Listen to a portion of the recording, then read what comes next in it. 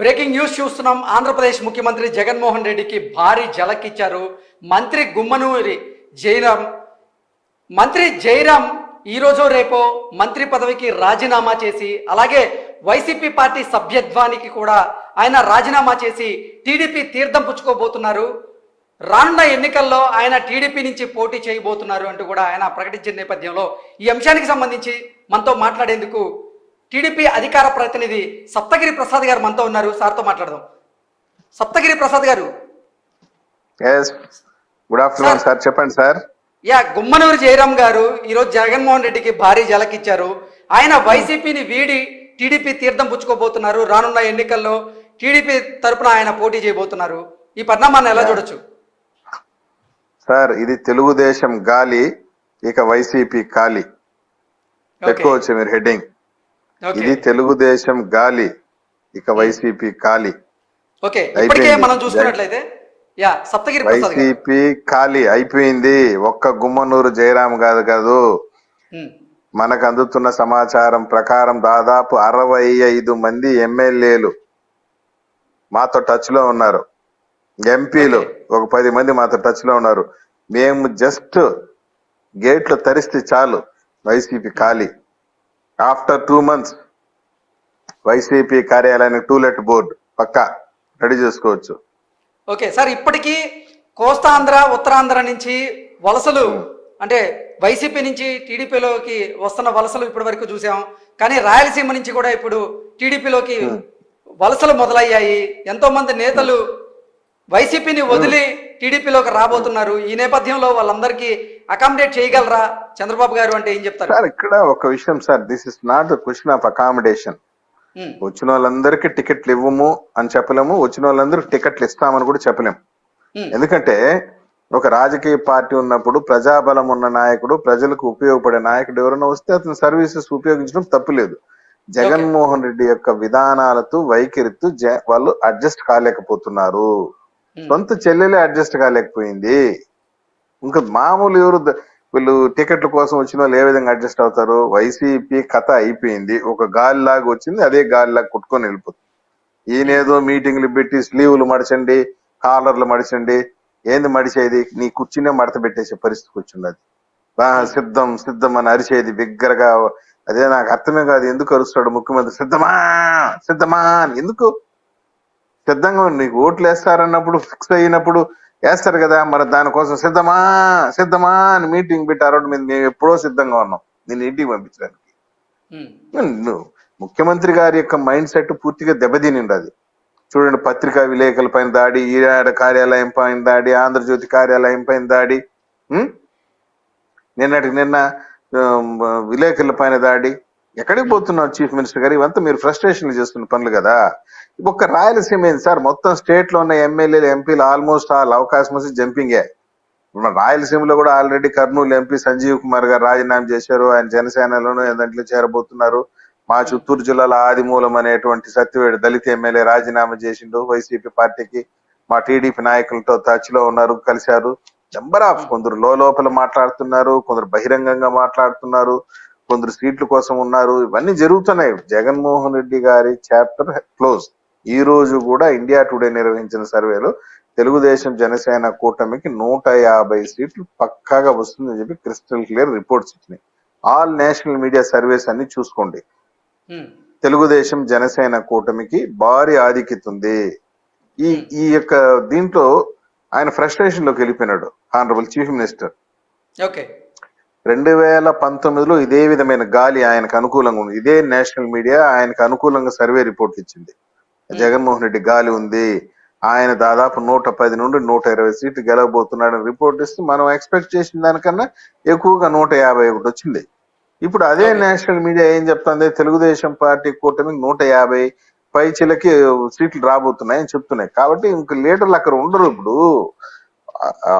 అక్కడ ఉన్నటువంటి లీడర్లందరూ, ఇప్పటిదాకా ఉన్న వాళ్ళందరూ కూడా ఆ బిల్లుల కోసము ఇంకో దానికోసము భయపెట్టు బతిమలాడో పెట్టుకొని ఉన్నాడు ఆయన.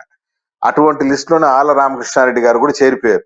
ఆళ్ల రామకృష్ణారెడ్డి గారు 2 నెలల ముందు ఘంఖ్యారాలు చేసినట్టు, నేను అంత చూస్తాను, నేను అది చూస్తాను, ఇది చూస్తానని చెప్పేసి. మరి ఇన్నర్ ఇంజనీరింగ్ లో లోపల జరిగినటువంటి ఇన్సైడ్ ట్రేడింగ్ లో నీ బిల్లులు ఉన్నాయి, నీ వర్క్లు అన్ని కూడా పెండింగ్ ఉందని చెప్పి మళ్ళీ పోయి చేరిపోయినాడు ఆయన. ఓకే. అట్లా బెదిరించి చేసుకుంటున్నారు తప్పించి అంతకన్నా ఇంకేం లేదు. జగన్మోహన్ రెడ్డి పని అయిపోయింది.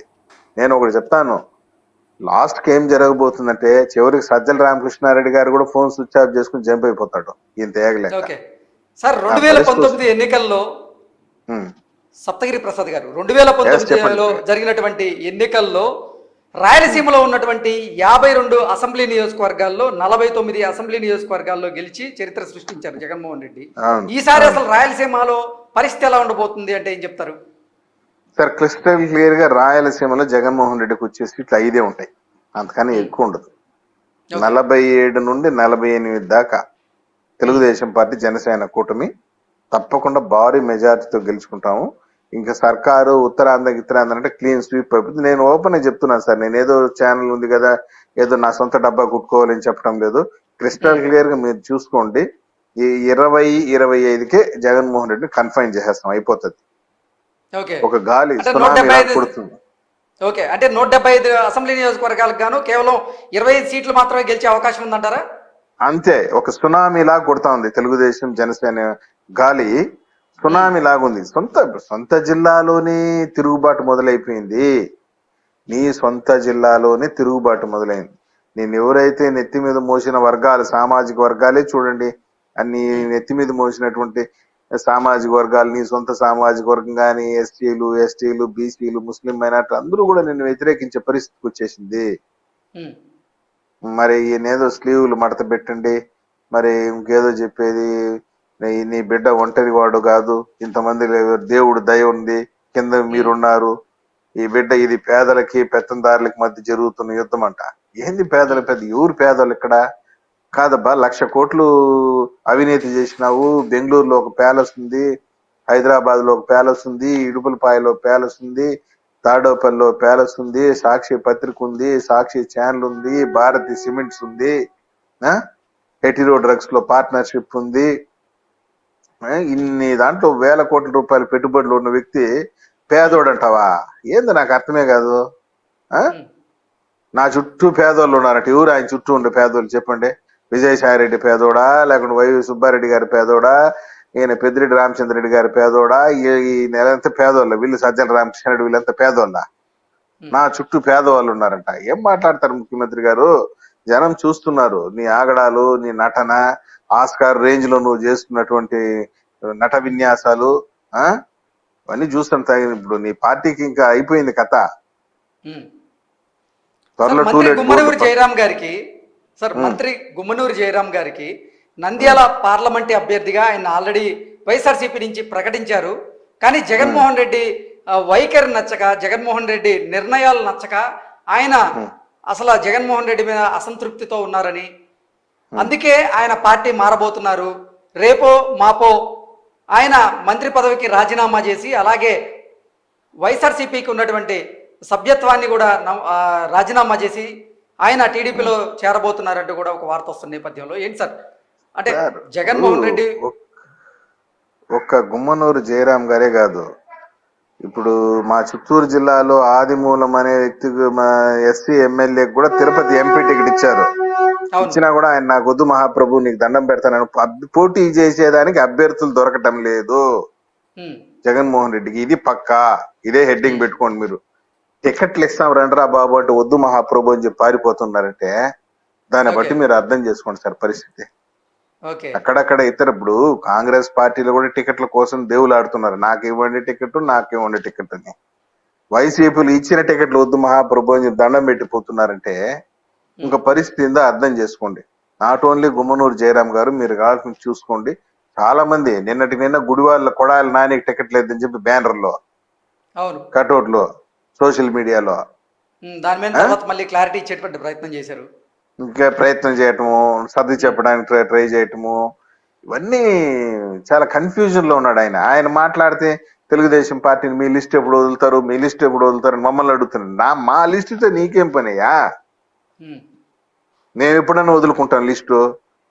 పరీక్ష పెట్టినప్పుడు 2 స్టూడెంట్లు ఉన్నారు, ఒక స్టూడెంట్ ఏం రాసినాడో రాసుకుంటాడు, ఇంకొక స్టూడెంట్ ఏం రాసినాడో అని చెప్పి నువ్వు ఎందుకు అడుగుతావు? మార్కులు అల్టిమేట్ గా వేసినప్పుడు తెలుస్తుంది ఎవరు ఏం రాసినారని చెప్పి. ఉమ్.